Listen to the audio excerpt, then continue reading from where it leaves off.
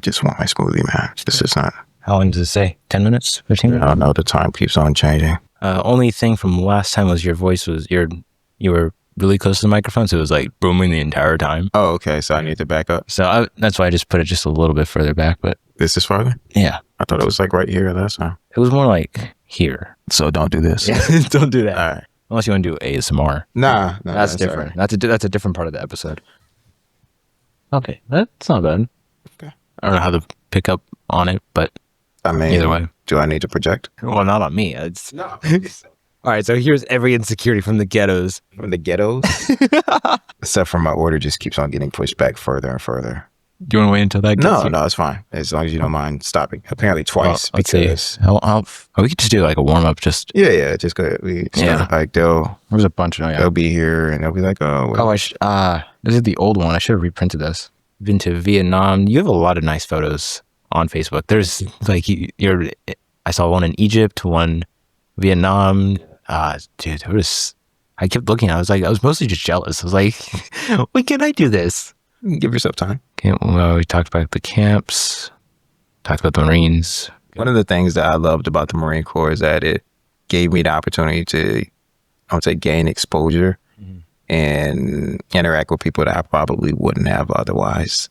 So I don't think it goes back that far on my Facebook profile. I'm pretty sure I deleted it, but I didn't grow up in the best areas in the world, and like it wasn't all minorities by any stretch of the imagination. But what I would say is, class-wise, then there were only certain classes that I was exposed to, and certain schools of thought as far as exposure was concerned. Then I'm very grateful for that. Like in my platoon and boot camp, and people from different environments, but specifically on that list aside was people from different, we'll call it parts of the country or different countries, if you will, like people who are first generation this, first generation that, and you meet people who are not from where you're from. And then when I became an officer and went through not just OCS, but the basic school generally, which is a 6-month training program after you become an officer, then I had guys in my platoon that went to Harvard, and I think there was one that went to MIT. He was the smartest person, I think, in the company, just about. And a couple guys that were Harvard grads in my platoon, and I'm like, I went to GSU, bro. Like, what am I doing here with these guys? But just that exposure is probably what I appreciated most. So it was pretty cool, and it was an interesting journey over the course of 10 years. Yeah. What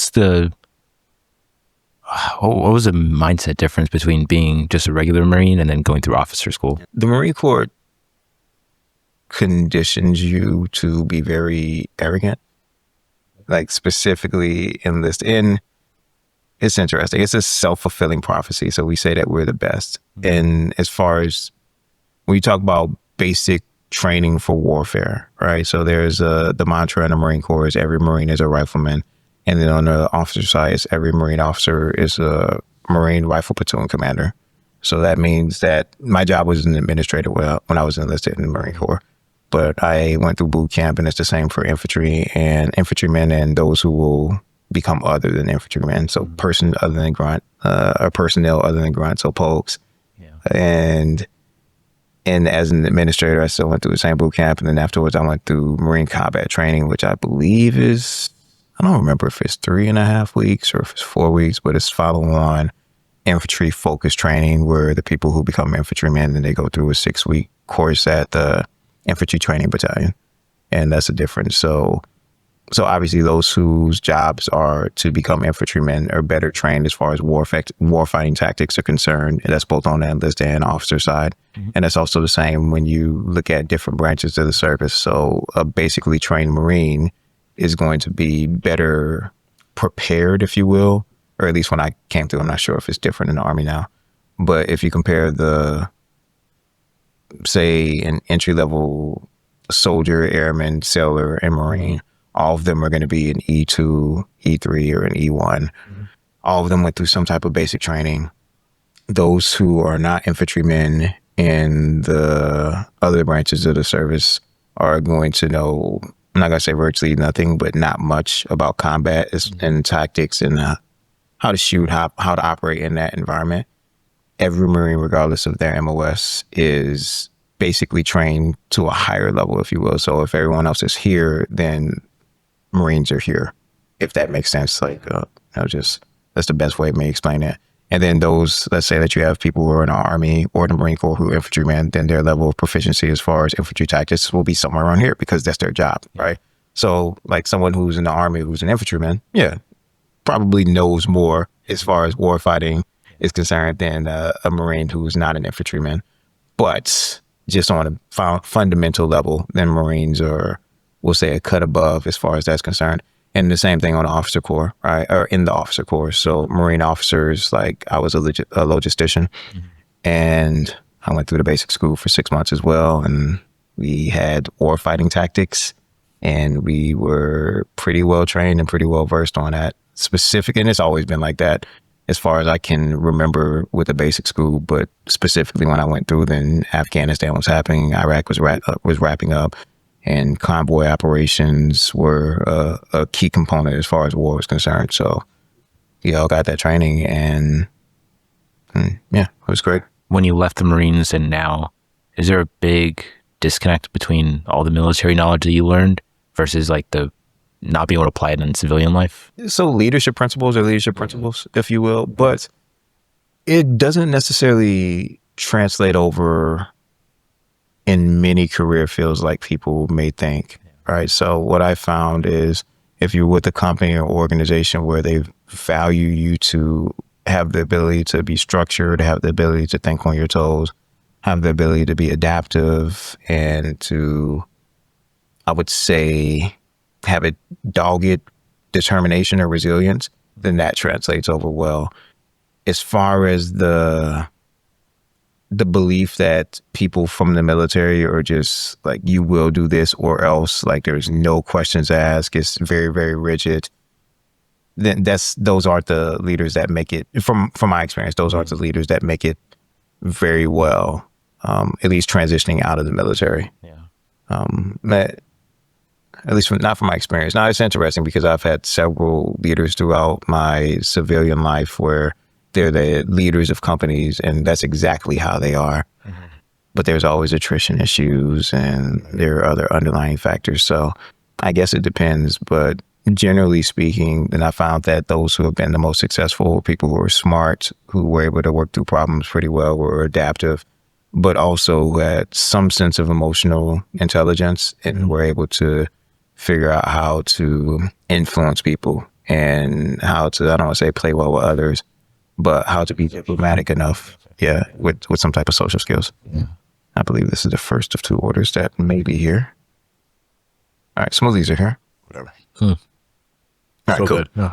good. Two questions, depending on which direction you want to go.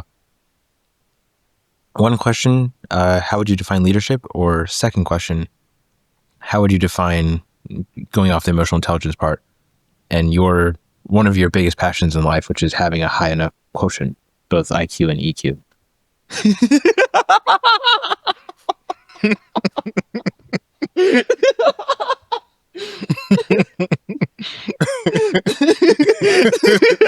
The worst part is that I saw it the first time. I didn't register it. Second part, I registered it, but you took so long to look. It was like, this is so adorable. I love my sugar, man. The other one of the things you said is your biggest passions in life is having a high enough quotient, both IQ and EQ, and that you also define yourself as an initiator. So kind of going off the emotional intelligence tangent.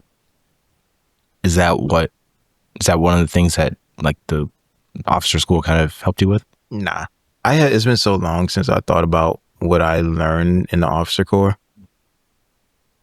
So the basic school, like you go through officer candidate school, OCS, and you graduate and you're selected, and they're like, yes, you've checked this box, you can become an officer. And then the basic school, do I need to speak up? Okay. The basic school is like a 6-month probationary period where you're learning how to become a war fighter, if you will, and lead Marines, but it's also still a probationary period where you're being evaluated the entire time. So to a certain extent, there are intangibles that your instructors will look for and that you can demonstrate, but it's not teaching you necessarily how to, at least from my standpoint, it's not teaching you how to demonstrate those intangibles. It's more so like these are the criteria set forth that are necessary in order for you to be a Marine officer. And if you meet these criteria, then you're good enough. If you cannot meet these criteria, then you're not good enough. But the intangibles are intangibles, and it's not hit or miss, but it's based off of the individual, their natural tendencies, and I would say much more who they are as opposed to something that's taught. Like the Marine Corps does have leadership principles, and you'll find throughout the history of the Corps, you'll have these famous generals, who are renowned for being wonderful leaders and who really describe servant leadership a certain way. And I believe that they meant it. I believe that they were able to enact it to a great extent.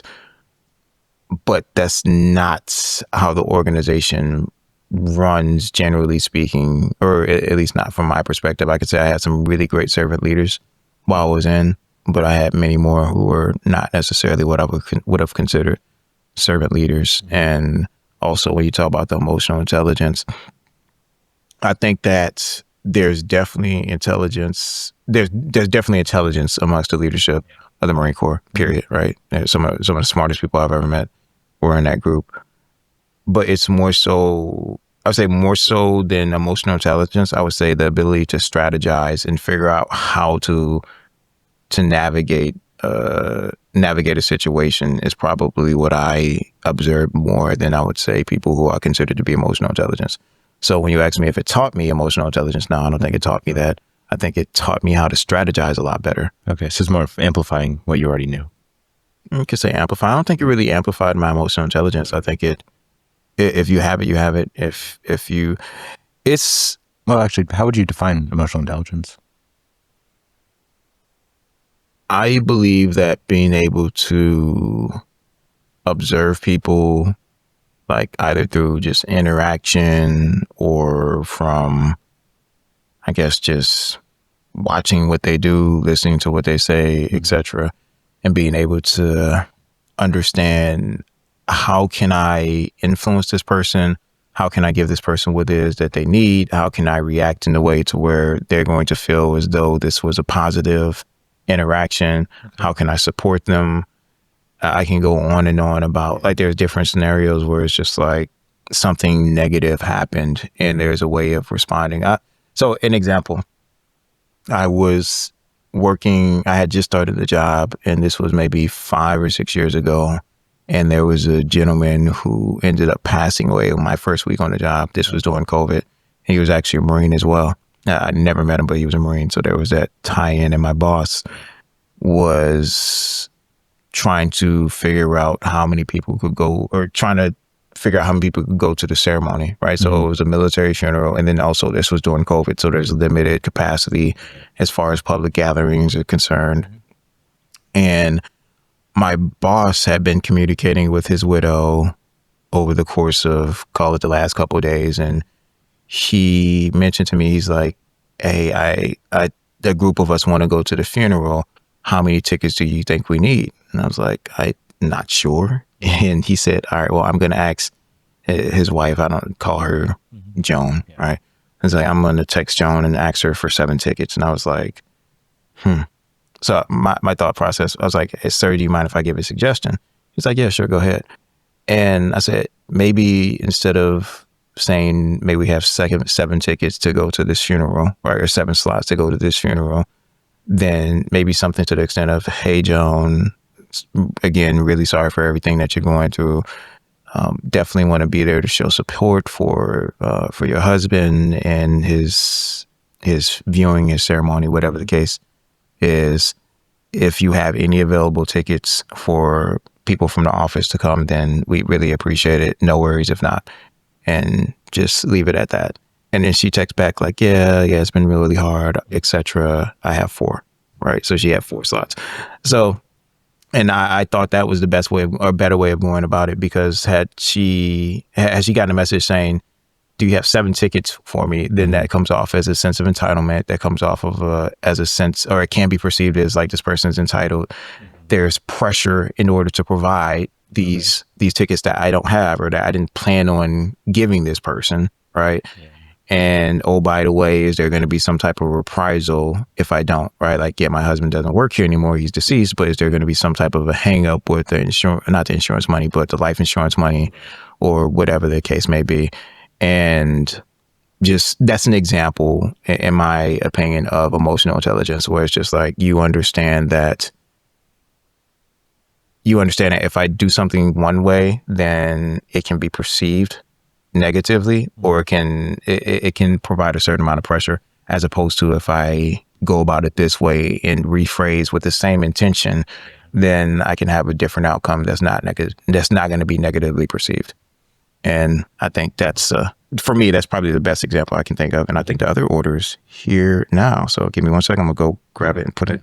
At what line do you say that what you're doing is manipulation, and when you're doing something with good intentions when it comes to like emotional intelligence? Interestingly enough, I just had this conversation maybe a couple of days ago.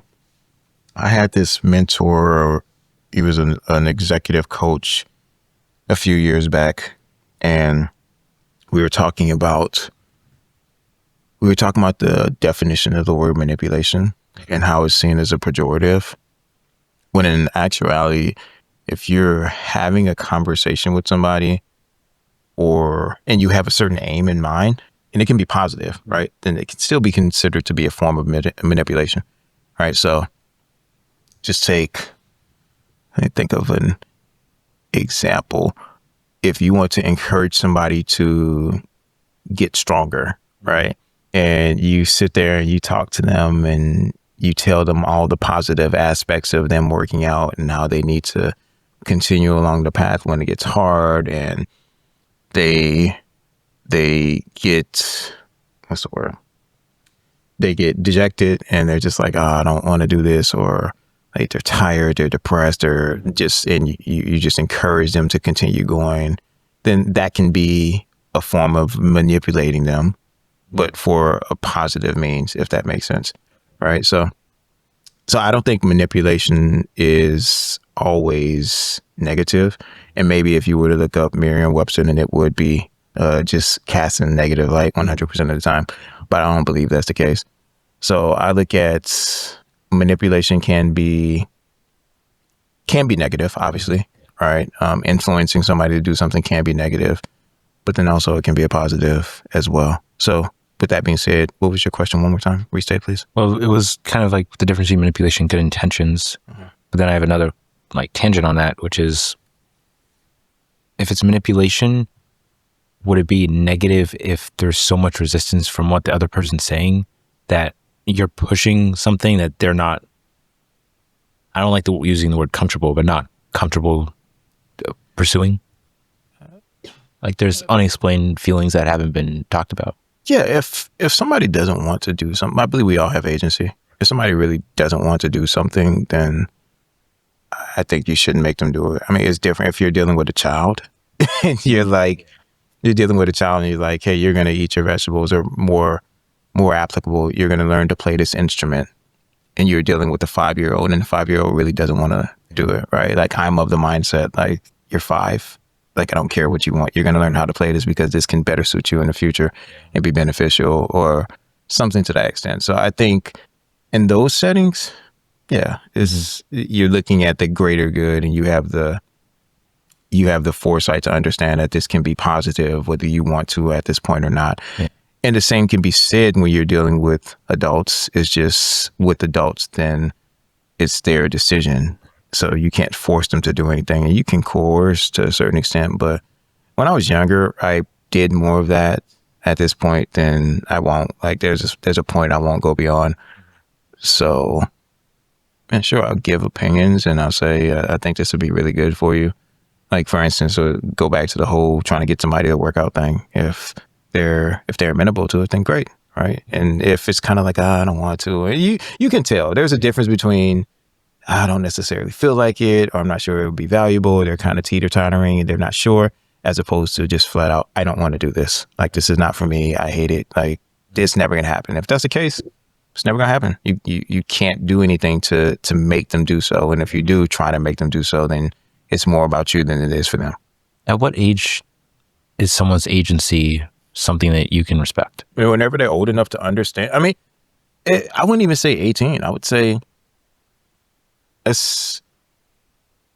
maybe it varies person to person, but I think it depends on what it is and what it is, if that makes sense. So if I'm dealing with a 14-year-old, that's just like, and it depends on the context. So Thai boxing, right? So I'm a Thai coach, and I have like the youngest student I have now is 13 years old, and I tell all my students, period, but all the ones who don't, because a lot of them already lift weights. But like the 13-year-old, the 14-year-old, the 15-year-old, and I'm like, hey, you need to start lifting weights. And if they're like, I don't want to, then I will go into the reasons why you should start lifting weights, because right now you're young, you're still growing, etc. And yeah, technique is absolutely wonderful when it comes to martial arts, but what's even better is technique with strength.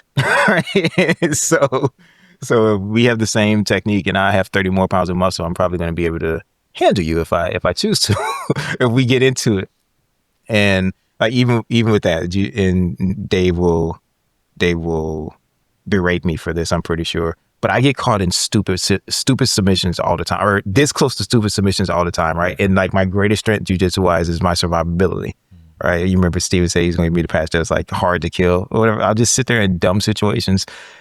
And quite honestly, like I get out of a lot of them just because I'm stronger than the person who's doing it to me, right? Like I have the strength to where I'm able to just sit there and curl up and like not let them completely, like, I won't say break something, but compromise me or whatever the case may be. And then when I decide I'm ready to really get up, then I'm able to just explode out of it because I have the strength to do so. And Dave's 100% right. When I'm 70 years old, probably not going to be the case, right?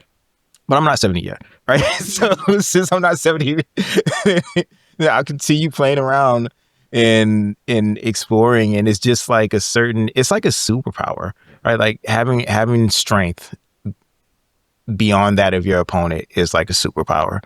Like if everything else is equal, then I win, basically. So I say that to say with the younger kids that I run across, and that will be my suggestion. You need to start lifting weights. And for the most part, they're all like, okay, cool. Right. They get it.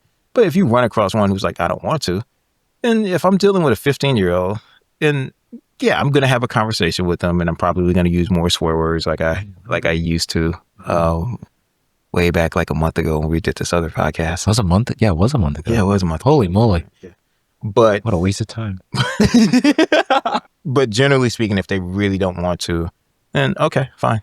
But just understand this is what you're potentially sacrificing. And it's even better when I have someone else who is right around their age who is doing it, and I get to make a direct comparison to. So it's interesting. So take, for instance, there's two that I have teenagers, and one does jiu-jitsu and the other one didn't for a while. He's just kind of started recently. Mm-hmm. And striking wise, the one who didn't do jiu-jitsu is more dangerous.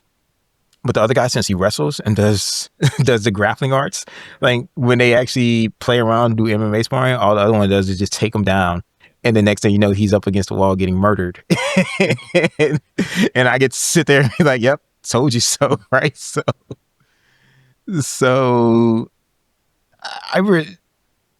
I guess I would say outside of a small child, or outside of a child, then there's nobody who I'm going to force to do anything. Right. As I'm dealing with someone who's probably teenage years, then I will be more insistent and probably more old person condescending towards them for their recalcitrance when I'm telling them that they should or shouldn't do something, or when I'm advising them. And then as I get to people who are, we'll call it more, not necessarily my age, but late 20s to 30s, 40s, 50, whatever the case may be. Like I may make a suggestion, I may not, but if they don't want to do it, they don't want to do it. Fine. Yeah. It's your life. You're at this point, you should have figured some things out. And if you haven't, then so be it. Yeah. Is that the difference between a professional and a hobbyist? So the professional is the person who does things that on one that other people don't want to do, but two, because they know that they might not like it, but it will improve everything else that they're aiming for. No, I don't think so. I think professionals are just, I'm sorry, the professionals. You mean like people who go into like, say, professionals? Well, people like you who can teach the thing that they're Not a professional. You're I'm an enthusiast. I'm not a professional fighter. you're a professional enthusiast. I wouldn't say I wouldn't say you're like a pro fighter or someone who competes or anything, but you're knowledgeable enough that you're more than just a hobbyist. What's your question? Is that the difference between? I mean, partially also like maturity, that at some point you do things that others won't because what you're aiming for requires supplementary things that will slow other people down because they just don't want to do it. So a different way of answering that question, I would say those who are more successful. I think that is the difference between those who are more successful and those who are not. Is those who are more successful are probably going to be more prone to be more disciplined and to go through the motions of what's required for their success than not. Pretty much regardless of how they feel. So you recall the last one we talked about feelings, and I was like, feelings don't matter, right? It doesn't matter how I feel. So just taking the steps that are necessary in order to be successful are a big part, where those who are not as serious about certain things, or those who don't have the discipline to put the work in, then they'll find excuses or allow themselves excuses as to why they're not going to do something. And those excuses add up. So today it's like, hey, I slept in today. It's not that big of a deal. And you sleep in the next day, and then you sleep in the next day. And before you know it, it's just like, all right, well, I've missed my morning workouts, as opposed to the other person's like, the other person is like, yep, it's 20 degrees outside. I really don't feel like going out to jog, but we're at it. We're going to do it. And then you do it regardless. And yeah, that makes a big difference. Right. And the same thing when it comes to developing skill or competency in anything. It's just like those who are willing to put forth the work, then they typically get there.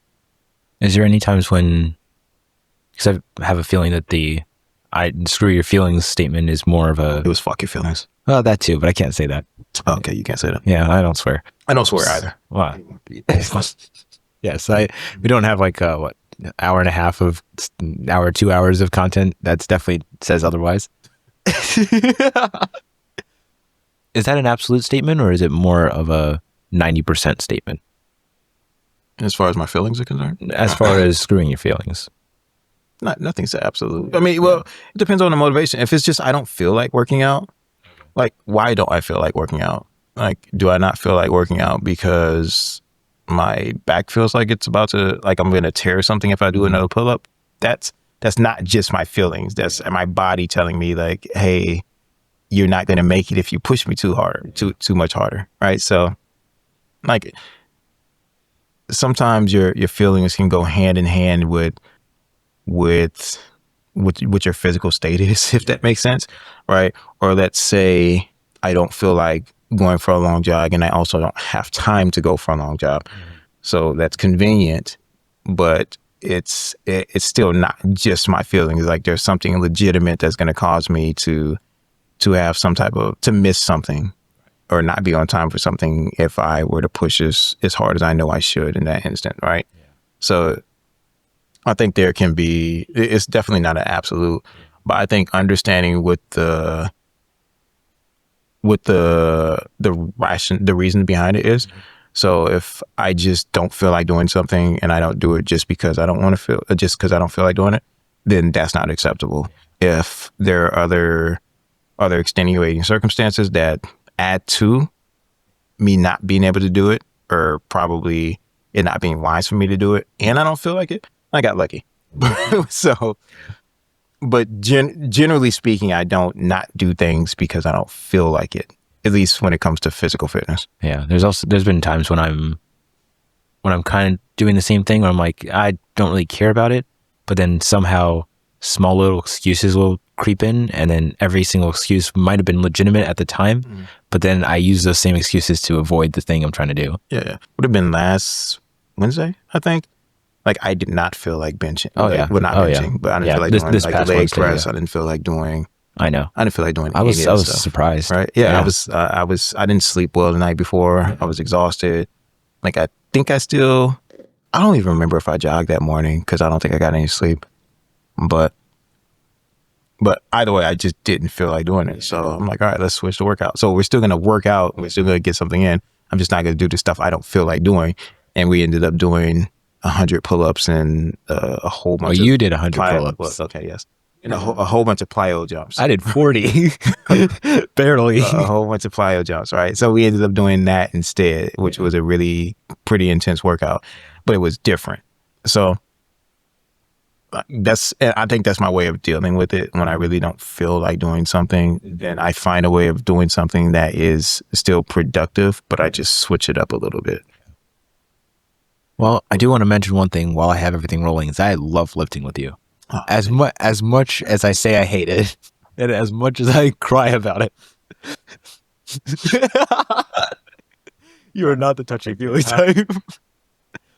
Touchy-feely. As much as the emotional, sentimental type. I actually am, but... Well, I know, context matters. Well, actually, that was one thing that was on one of your posts. Mm-hmm. Speaking of which... Go for it. Now, I don't know if it still applies, but in October in 2018, you said that your personality type that you got was ENFJ. Extroverted, intuitive, feeling, judging. It was some test that a friend had me take on Facebook, I think. Yeah, I know. Also, my favorite post and the last one I was able to look at, September 2016. I hate mosquitoes. That is all.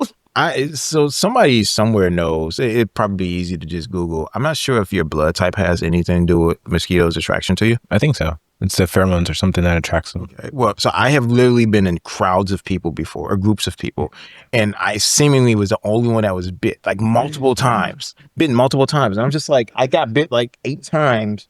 And people are like, no, I'm cool. I'm just like, why so I don't know if it's my blood type or if it's something else, but I hate mosquitoes so badly, and they love me. I hate them. I remember I was dating this woman from, it doesn't matter where she was from, but she was, what is it called? I forgot what her major was, but she majored in the study of animals. It's not anthropology. I don't remember. Whatever. Either way, it's not important. Animal thingy. Yeah. But what's important is she said she loved all animals. So I was talking about how I hated mosquitoes, and I was like in the middle of trying to kill a couple that were near me. And she was telling me how they were important. And she was explaining it. I'm like, what are you talking about? They're not even animals. Like, they're insects. And she's like, no, they're animals. I'm like, no, they're not. And she's like, do you really want to argue with me about this? I thought about it. I mean, technically, Animalia, yes, but animals. She was right. They were in an animal. Not whatever. a mammal. They were in a, no, she didn't say mammal. I know, she said animals. Animals, Yeah. So they're an animal, but like. So you made me think of that story. But either way, I hate them. Yeah. I love you. You're probably thinking you don't even know me. That was an interesting post. But if people can hate for no reason, I can love. It was a repost. It was a repost. So I have realized I'm an ambivert, but I'm a natural introvert. Yeah, me too. And I've become extroverted through probably profession more than anything else, just being in leadership positions, and I'm expected to talk with people and engage with people. I have to be outgoing. I'm always in front of customers or employees. Excuse me. Or when I was in the Marine Corps, I was in front of my Marines, in front of senior officers. So I had to learn how to speak to people. And yeah. And then also dating is an extroverted state of affairs for a guy, generally speaking, at least me. So yeah, I have become the person that can engage people and go out and talk. And I remember at one point I had a meetup group, and I was pretty extroverted then as well. But generally speaking, I'm an introvert. And I was actually just talking to a family member about this earlier today.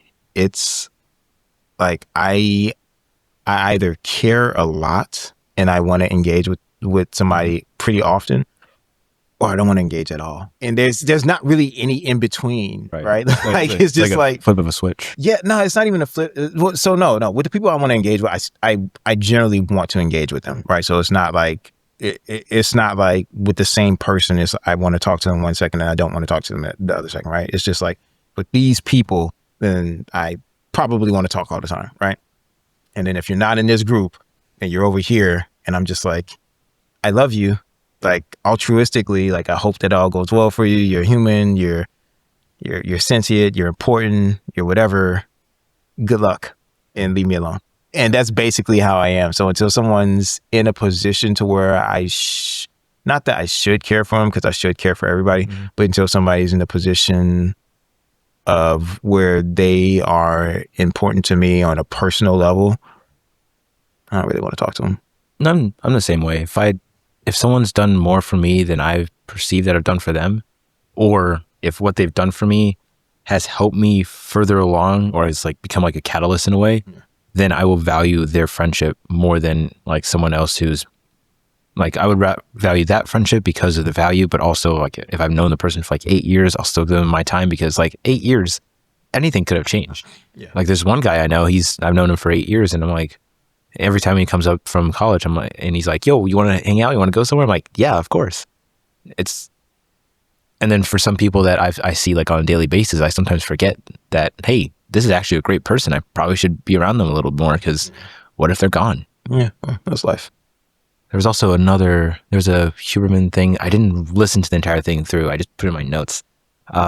He was describing the difference between extroverts and introverts. And from the 20 seconds I listened to, something about how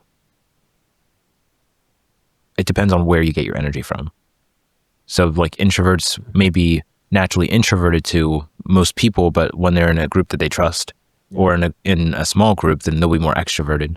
Or extroverts who are in like large crowds, they might become introverted. It's like, it just depends on the person, I guess. I can see that. The I love you thing was, it was a repost, but I do love people. Yeah. I don't like people, if that makes sense. What's the difference? It's a big difference. You can be completely in love with somebody and not like them. Trust me, I've been there. But no, yes, you. When I say I don't like people, I don't like what people are capable of. I don't like groupthink, which unfortunately we do a lot of. I don't like how humans can be extremely cruel to one another. Yeah. Like, and it's throughout human history, right? It's not just now. It's been that way for quite some time, and several times throughout human history. And then outside of the cruelty, then I don't like I said manipulation is not always negative, so you find another word. I don't like the selfishness that a lot of people exhibit, right? Where we're too comfortable hurting other people. And don't get me wrong, it's not as though I've never been part of any of these categories, right? But those are the things that I don't like about people, and I don't like hypocrisy either. But as people, generally speaking, then from a standpoint of you're thrown into a world that's very difficult. You have challenges that you have to overcome. And I think when I say I love people, then it's more so like I'm rooting for you, if that makes sense, no matter who they are. Like I want people to be successful, and I want them to be cared for, and I want them to have a good quality of life. So from that standpoint, then that would be what I would desire for everybody. Not realistic. And there are definitely people out there where their actions make me feel like they don't deserve it. but generally speaking, then I think there are a lot of awesome people out there. And as far as loving people is concerned, yeah, I do love people. Is that because it's easy to find fault with other people and give yourself a reason not to be with them, so you're not wasting your time? Or from their perspective of the people who are hurting you, that their life they've been hurt so much in their life that they don't want to get hurt again, or worse, that they don't even realize they're projecting their own insecurities onto other people? Some of it's both. There's some I think people who are like, I've been hurt, so I'm not going to care or give any type of positive intention, or I'm not going to try and be a good person with anyone based off of the fact that I've been hurt. I think those are probably the worst of the two parties. And then the people who have been hurt and they're just so damaged that they kind of subconsciously treat people poorly, or they just can't get past themselves and they don't know how to treat people well. Yeah. And it's still something that people need to work on, but I have more, I'd say, empathy for them than I do for those who are like, yeah, I'm hurt, so I'm just going to watch the rest of the world burn. I don't know if this is the best tangent, but in a way, what you're saying is also, I'm not criticizing you, first of all. Go for it. How is it that we have such an incredulous view when it comes to the underprivileged? Most people who live in poor neighborhoods were born there. Their worldviews consist of their immediate surroundings and what they see in the media. And then you have, in no particular order, a bunch of different mindsets. Positivity, fear, guilt, acceptance, and survival. This is not all inclusive, but it's sufficient to support my point.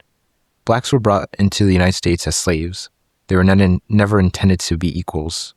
Eventually, emancipation became necessary to preserve the Union, and some in power legitimately believed in the cause to be just, so blacks became free. This freedom was... Huh? I wrote all of that? Back in 2020, yeah. Yeah, it was a whole George Floyd situation where people were rioting and the race wars and stuff like that. I'm surprised I said all that. Do you want me to stop? No, it's okay, fine. okay. It's fine. I don't know, like if your opinion has changed since then okay. This freedom was finally enforced, and we entered the era of segregation with symptoms like Jim Crow, the KKK, and de-enfranchisement. I can't possibly list all the factors that led to ghettos being created, so suffice to say, the true citizens of America took the people who were begrudgingly recognized as citizen and put them into places where they would live separately, but not sully their neighborhoods. Trying to figure out where I was going with this. The same mindset I led with applied to people in these areas. I'm just skipping over a paragraph. Okay. It's disenfranchisement, not de-enfranchisement. Did I write de-enfranchisement? No, you said disenfranchisement. I'm like, my mind is like trying to read it, but also process it. De-enfranchisement was de-enfranchisement. No, disenfranchisement. Okay, cool. The same mindset I led with applies to people in these areas. They took from one another because they did not have or wanted more. Humans inherently possess a need to cope with their circumstances. It turns out that drugs help with that, and so does alcohol. A cynical person would surmise that English is my first language. That gun and liquor stores being what? I don't publicly like read. I'm trying to figure out what the question is at the end of this, because I'm like, I wrote apparently an essay and a half. A lot, actually. It goes on for a long. The backdrop of this, right? The backdrop of this was 2020. This was right after George Floyd died, and the cop knelt on his neck for however long, and then next thing you know, then there's riots, and there's a whole bunch of people just flying off the handle on social media. And from my standpoint, then I saw it because I'm friends with just about every different race, religion, whatever the case you can think of. And I see people basically being like, there's black people like, all white people are the problem and they suck and we need to basically go to war and like have a civil war and bring back the Panthers, etc. And then you have other people on the other side who are like, hey, yep, this is horrible, but you don't know what happened.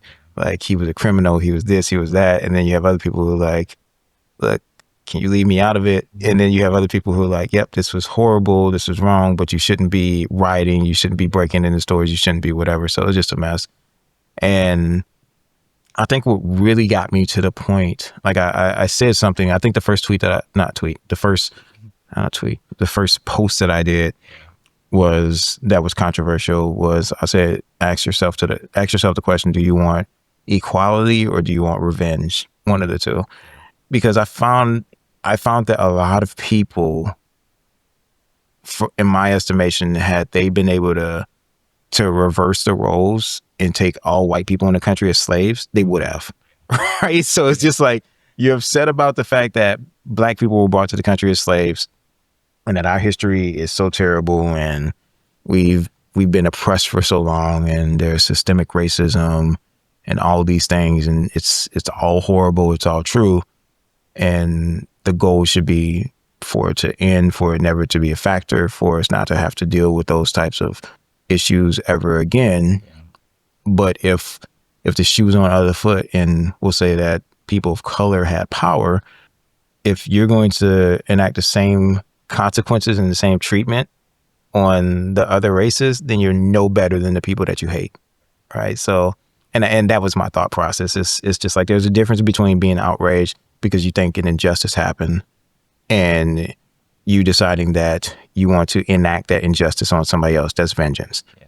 And I don't think vengeance is the way of dealing with that. Like, you're not making the world a better place by trying to get vengeance on somebody.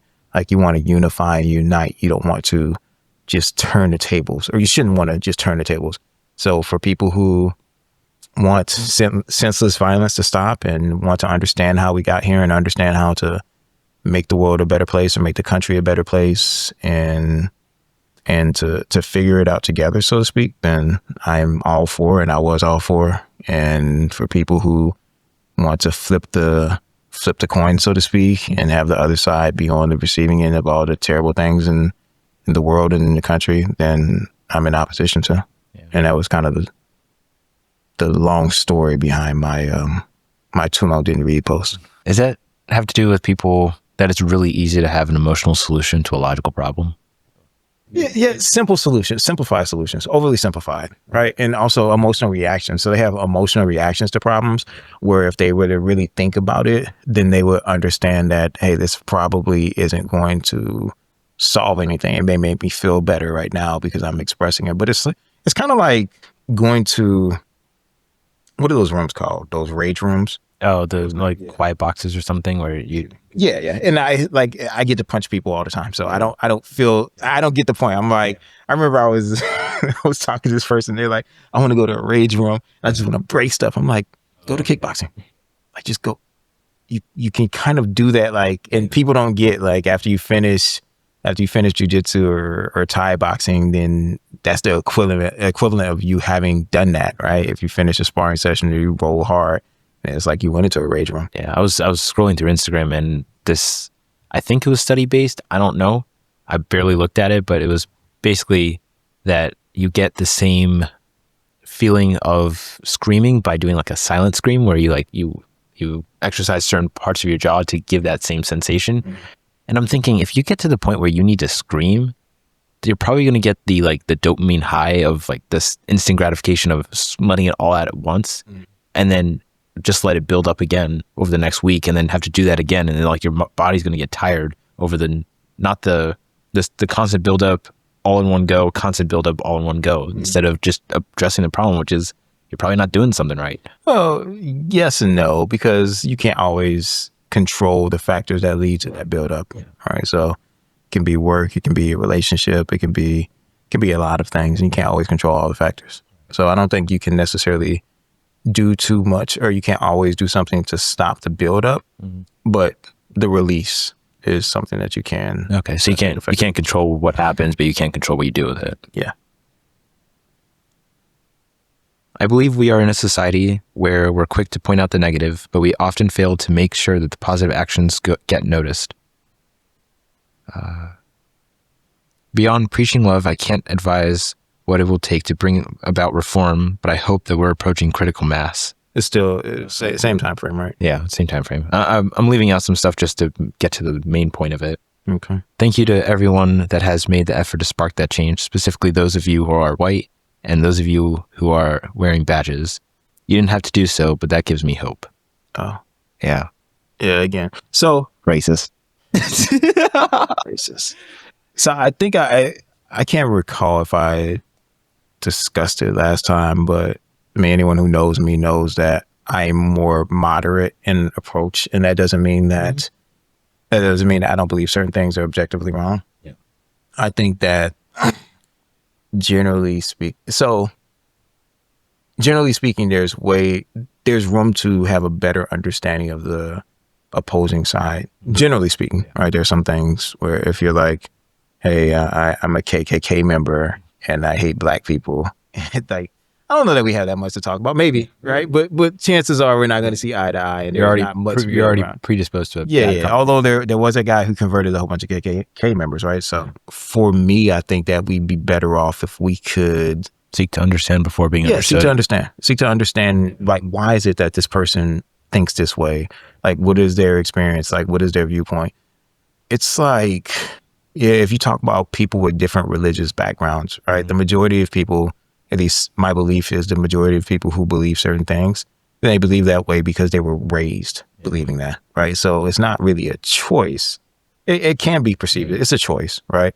But generally speaking, if you grew up 18 years and this is all you heard and this is what you believed, that's your world. It's doctrine to you, right? So for you to run across somebody who believes something that is the antithesis of that, and to just get along, so to speak, can be difficult, as opposed to and it breeds conflict, right? As opposed to if you understand, all right, well, we have different beliefs and this is why we have these different beliefs.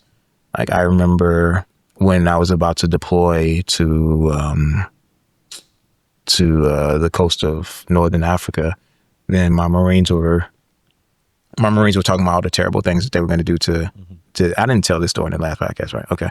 So they were talking about all the terrible things that they were going to do to the people that we were going to probably go fight. And I don't know what necessarily sparked it. And maybe I was just a little bit different, because I would be lying if I said that I wasn't indoctrinated as well. Like, war, like, you're in the Marine Corps, your job is to go to war, right? Like, the mission is a lot of things, but the meat and potatoes is to break stuff and kill people. It is institutionalized, right? Like, we're here to break stuff and kill people, right? So yeah. So that's what we would have. That's what we're going with the mindset that we were going to do.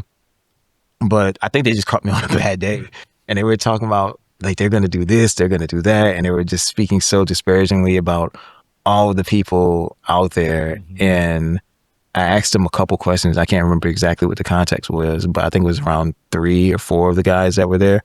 I was like, how old are you? And they're like, oh, I'm somewhere between 18 to 22, right? No, 19 to 22. I didn't have 18-year-olds, I don't think. And they're like, they told me their age. I'm like, all right, well, about how old? And I don't think I asked them separately. I said, how old are you? And they told me their ages. I said, what's your religion? Like, they were, I think, all Christian or so. I was like, would you ever change your religion? Like, hell no, sir, I've never. I'm like, all right, what would you do if somebody invaded your country, right? Or came to your home turf, right?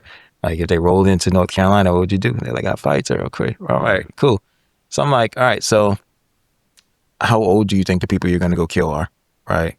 Like, what do you think their religion was? And do you think they ever change it? And we're going into their country. What do you expect them to do?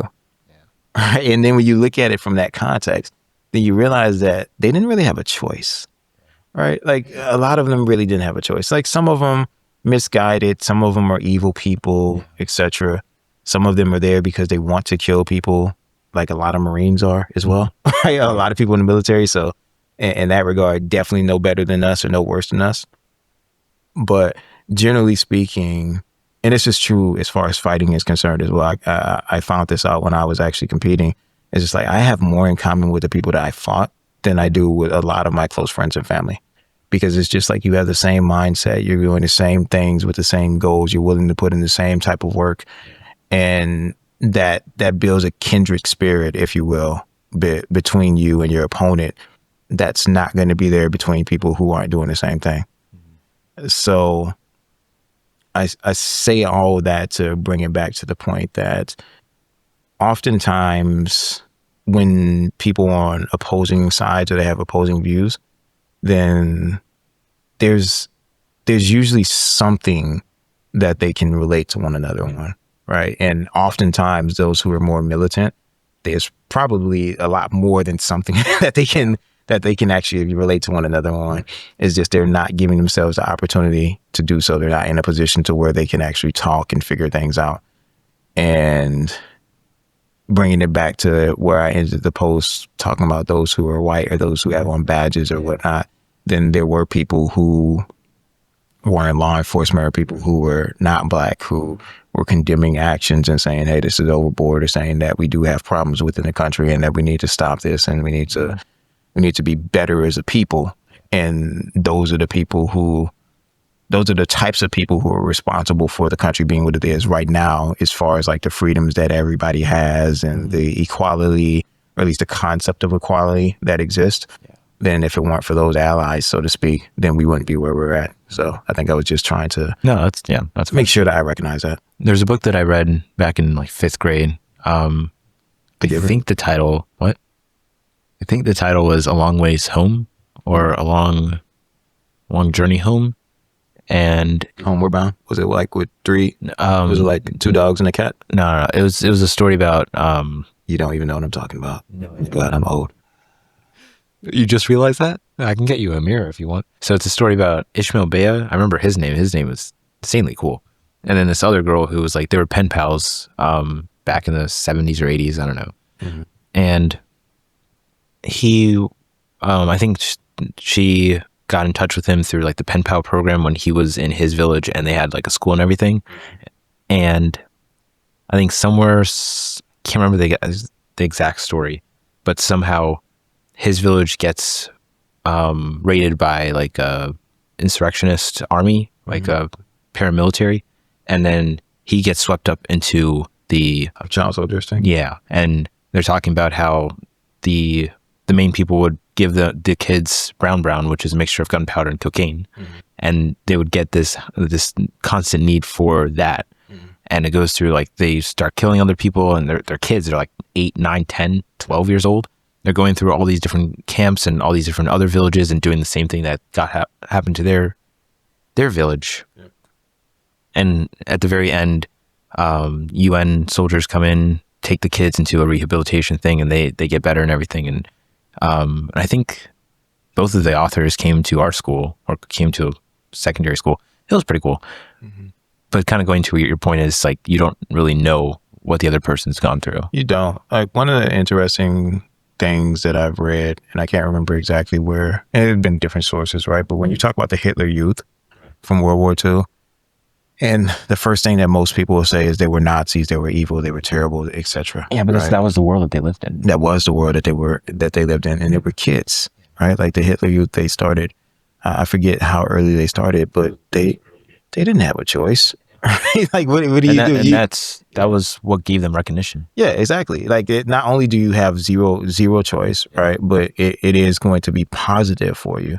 And then with all the benefits associated with it, like from the standpoint of mostly like social hierarchy. Yeah, social hierarchy, right? Like that's from a personal standpoint, and when we're encouraged to procreate with those who are in certain programs or serving in the military, and it's like, how can you blame people for that? Like, how can you? They don't know any differently. Like, it's like when people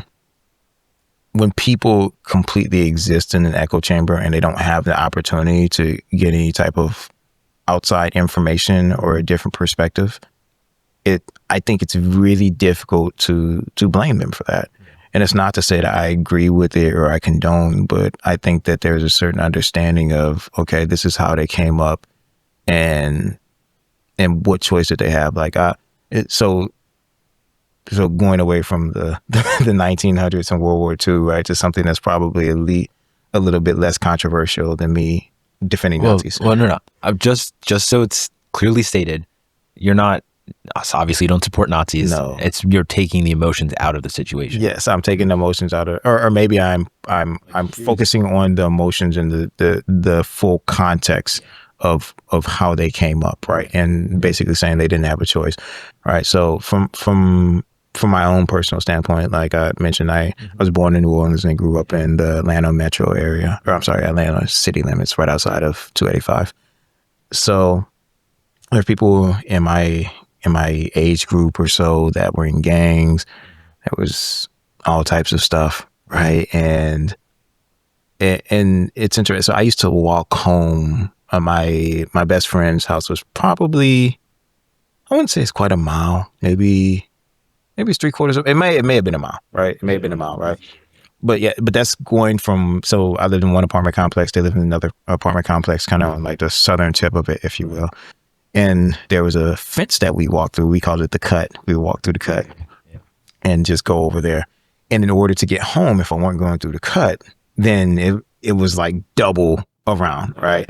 And a lot of times it's dark. And then, oh, by the way, when you're walking through the main entrance, there's just like, I would say probably about a 200-meter stretch where it's just like all dark, no street lights, nothing, whatever. Kind of a scary place to walk, right? So you don't want to walk there. So you just always take the cut. Well, the cut was right next to a basketball court, right? Which is where people kind of congregate. And I've seen like some of the older, like young adults or older kids that, they have, they're involved in some type of criminal activity, but they have guns, they have whatever, they have this status of. Was it like rifles or just pistols? No, pistols. Nobody's hanging around on basketball court with rifles. Like, I don't know. That's what I gotta ask. This isn't one of those third world countries. This is first world poor. Okay. What's the difference? First no AK-47s at the basketball court. Oh, come on. But oh my God. So I gave this scenario to some people because you could look at somebody who is, let's say that you have somebody who's applied for a job and they're like, yep, I got arrested when I was 15 or 16 years old for possession with intent to distribute. All right. Okay, cool. And if you were to go back and you look at their application, you find out that that's there and they're summarily rejected, right? Like you're not working here, right? You're a drug offender. Okay, cool. So if you were to go back and look at that person's story and see how they got there, then what you may sometimes find is that this person was a kid who was walking past the wrong group of people. They told him, come here, right? And this guy knew that he could say no because there's this group of people, they know where he lives, they know who his family is, they have force, right? They have guns, they have whatever, right? So there's a physical threat and they give him a bag or they hand him something and say, hey, take this, go to this door, knock on it, give it to this person and come back and give it to me, right? And like, it's easy to say, like, this person has a choice. He could have said no, but they don't really have a choice, right? They don't really have a choice. So, the fear of unknown. Yeah. So the fear of the known as well, right? Like, so they do what they're told to do. And let's say for some reason while they're making a handoff, then the cops are there, right? And they're arrested. And next thing you know, they're in jail, they're sentenced, and now that's on their record. And they are officially a criminal. And what choice did they have, right? And that's a simplified version, although that is a realistic simplified version, right? And there are other instances where people get sucked into the life, so to speak, or sucked into gangs or sucked into different, we'll say, conditions. And yeah, there may be opportunities to get out, but there may not be as many, and there may be perceived opportunities to get out. But again, exposure or lack of exposure. Then there's just environments where it's all that they know. It's all that they know. So it's easy to really just look at somebody and judge what you believe that they are based off of what it says on paper or what your values are based off of your experiences. But having not, to be trite, having not walked in their shoes, I think it's difficult to really judge certain people. Kind of goes off of, like, from an external point of view, it's really easy to see a logical solution to an emotional problem. Because logically, it's like, yeah, just leave. Emotionally, it's like, this is my world. This is everything I know. I've been walking around this street the last 50 times a day and all last year after that, before that. Now I have to go out and potentially become one of them. And people will simplify it. Just say no. Just don't do it. Just walk around. Don't walk by the basketball court anymore. Don't whatever. It's just like. I'm guessing you've seen Shawshank Redemption? Yeah, a long time ago. There's, I don't know if you remember at the end of the movie, or close to the end, one of the inmates who's been there for, I think it was like 40 years or something. Ended up coming back. Oh, no. So Hal, he was the librarian in the movie. And his parole finally comes. And the problem is he doesn't want to leave because he's been in the complex for so long. And then when he does leave, the entire world is different. Everything's different. Cars are faster, people are different. It's the 70s, so you have all that going on. And then he ends up, at least in the movie, because it's a fictitious movie, but he ends up hanging himself because he doesn't know how to live in that kind of world. And then I think Red says, you live so long in somewhere, I forgot what the quote was, but you get used to them or something to the extent it becomes all you know, it becomes home, etc. Yeah, it just, that's your world. and it is. Oh, no. What's quote? The quote is, when they send you to prison for life, it's not that you're actually in prison, it's that they take life from you, or something like that. Paraphrasing, but I'm glad that you went on the tangent of your childhood, because I was actually going to go on that with what you said. This is before all the other stuff I mentioned, so. Full was my childhood. Go ahead. This is a long post, but I'd like to tell you a bit about, or do you want to read this? No, I do not want to read it. I was born in New Orleans. My father was arrested when I was 8, and it crippled my family. Yeah, okay, go ahead. Both emotionally and financially. About 2 years later, my parents divorced. I was 10 years old. My grades plummeted, and understanding that I needed a male role model, my mother sent me to live with my aunt and uncle, a Marine, in Atlanta, Georgia. I spent about 3 years with them and other family before they were stationed in Okinawa, and I continued life with my mother and 2 siblings and eventually my father again. I was a relatively good child, although I fought a lot. I was small and didn't like being bullied. I joined the football team my freshman year and began lifting obsessively. The bullying stopped. Many of my peers were arrested during high school, and a few were murdered.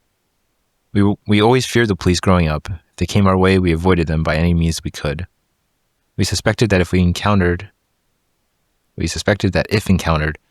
there would be negative consequences. Then you go into, you enter the Marines, and then your time after the Marines. Over the past 18 years, I've gone from poverty to being a homeowner in a respectable middle-class neighborhood. I've certainly been blessed beyond what I could possibly imagine as a child. Yet despite my standing as a veteran, an officer, a manager, and leader, despite having led the Marines in foreign countries, despite my clean record, my adherence to the law, I'm still terrified every time a police vehicle gets behind me. I still spend time thinking of how I need to react if a cop interacts with me. I still go to bed understanding that I could be the victim of social injustice if the wrong person had a bad day. By no means will I pretend that I've done no wrong. I've definitely made my share of stupid decisions, as we all have. That is my point. We all make mistakes, whether big or small, but errors are inherently woven into our journeys, yet so many are not being given the chance to learn from theirs. I think that was somebody who got shot or something at a traffic stop for, because it wasn't just George Floyd, it was somebody else that got. Yeah, this is still around. It was around the same time frame, but it was like, I can't remember what. So what's your question? I don't know. I didn't have a question. I just want to read that. You have such an eloquent way of writing things. I'm not very good at speaking, but you have a very good way of writing. Oh, thank you, sir. It was around the same time frame, but it was like, I can't remember what. So what's your question? Background, and let them know that I came from destitute background, and that I've done the things that were necessary in order for me to establish myself in society and to become a respectable member of society that's productive, etc. So becoming a Marine officer, being a manager in the corporate sector. And despite all that, then I still have to worry about, like, if the wrong cops pulls me over, then I'm going to be Another statistic. Maybe. I'm going to be profiled, right? Profiled, and he's going to be on the edge because I'm a black guy, etc. I don't know if I'd say I'm not. I don't know if I terrified might have been a bit extreme. Maybe I was caught up in emotion. Just cautious. I'm not. Like, yeah, I'm not. I'm cautious, but I'm not yeah. terrified. I haven't been terrified of getting pulled over by cops for quite some time. Growing up, is that kind of like the unhealthy disrespect for law because of everything that was going on in your neighborhood, that like no one was actually doing anything to get rid of it? So I had disrespect for law, but not disrespect, but just so it was an aversion to law enforcement. Yeah, no, I didn't mean yeah. Yes. Cops equal you go to jail, or somebody goes to jail, or whatever. Like so it's interesting. I remember so I was at home when my dad got arrested. It wasn't just my dad, it was quite a few people in my family got arrested. And I remember the door to the room that I was in. I don't believe I will ever forget.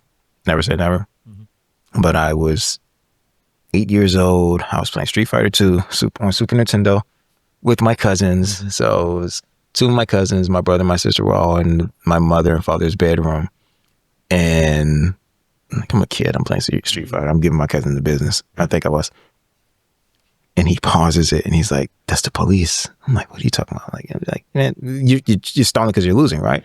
So I unpause it and I continue to play. And then the door just gets kicked open and I see this cop who's a white guy who has his pistol drawn, right? And he looks and he sees this a room full of children. And he lowers his weapon immediately, to his credit.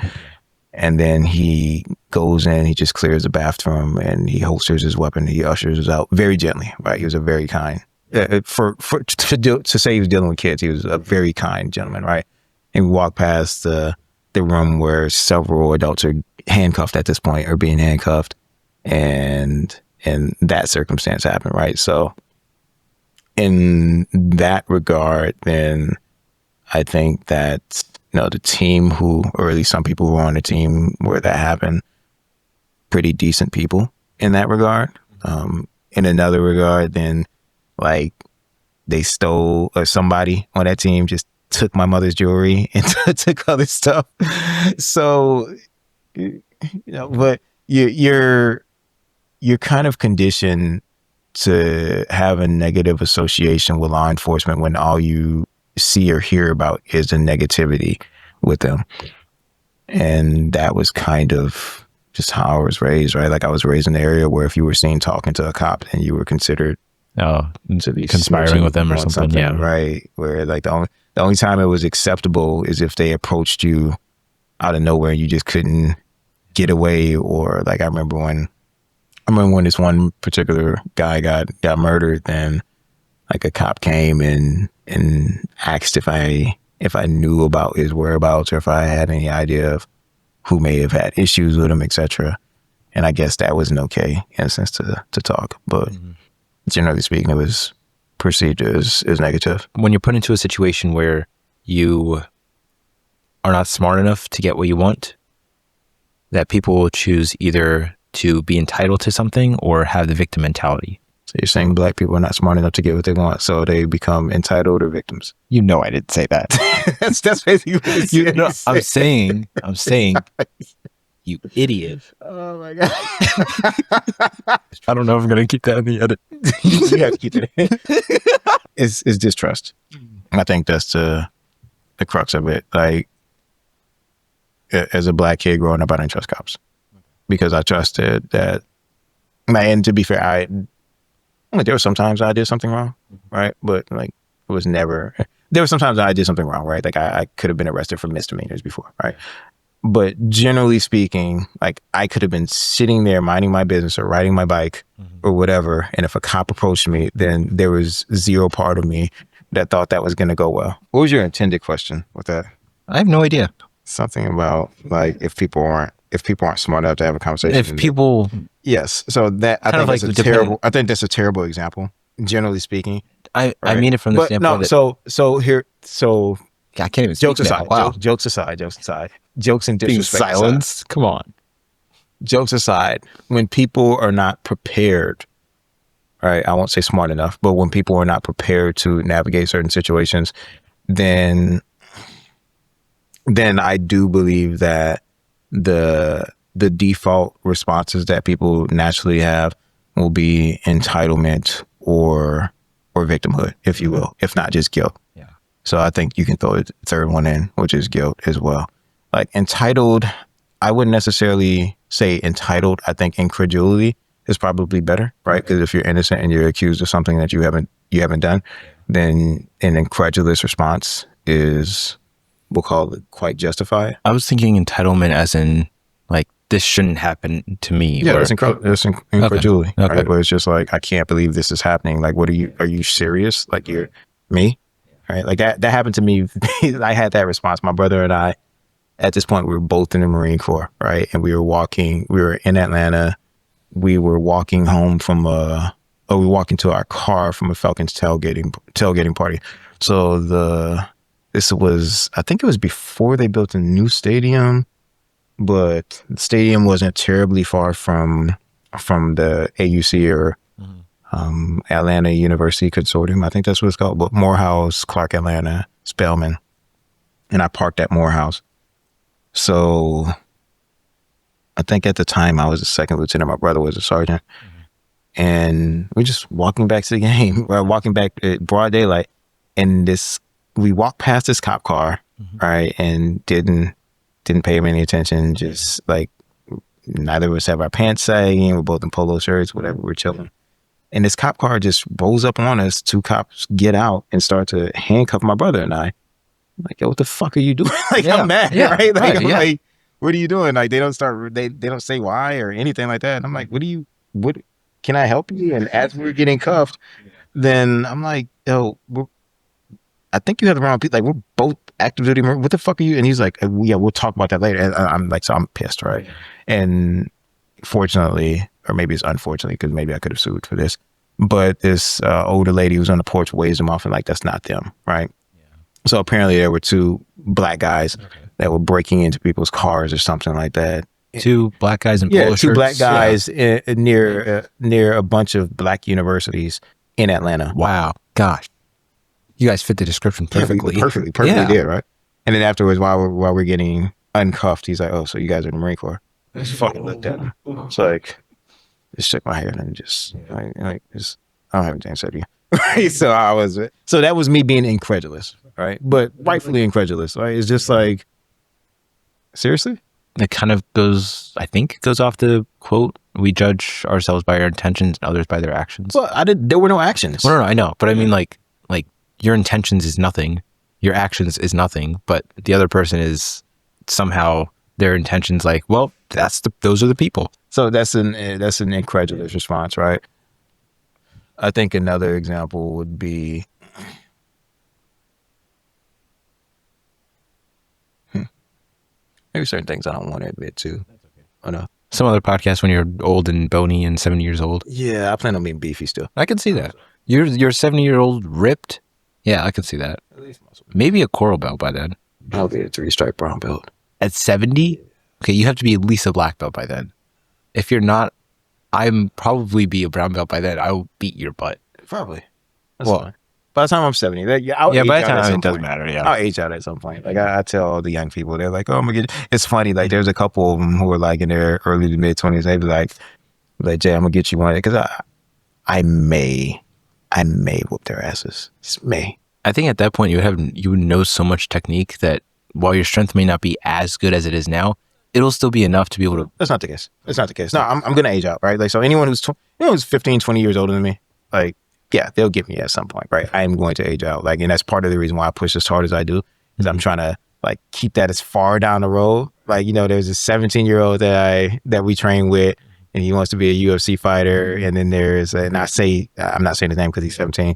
And then there's Tim, who's 21, and just like Tim's like 6'3", right? Like 215 pounds. Like he's a hoss, right? And it's just like, yeah, I can beat Tim up, right? And I'm stronger than him, and I overpower him or whatever. At some point, and probably not in the really, really distant future, I'm probably not gonna be able to handle him anymore, right?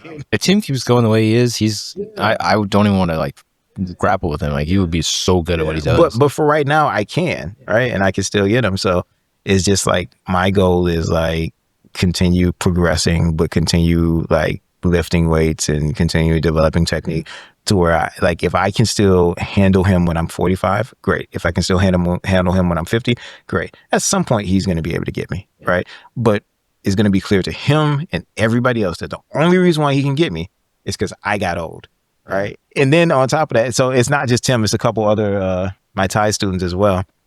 Like this one guy in particular named AJ. Like he'll sit there and I'll do something to him and he'll be like, you know what, Jay? One of these days I'm gonna get you. And I'm like, maybe. Right? But the ironic part of it is two things. Number one, you're only gonna get me because I age out, right? Which I'm trying to make sure I push off for as long as possible. But number two, when they are able to whip my ass, they won't want to.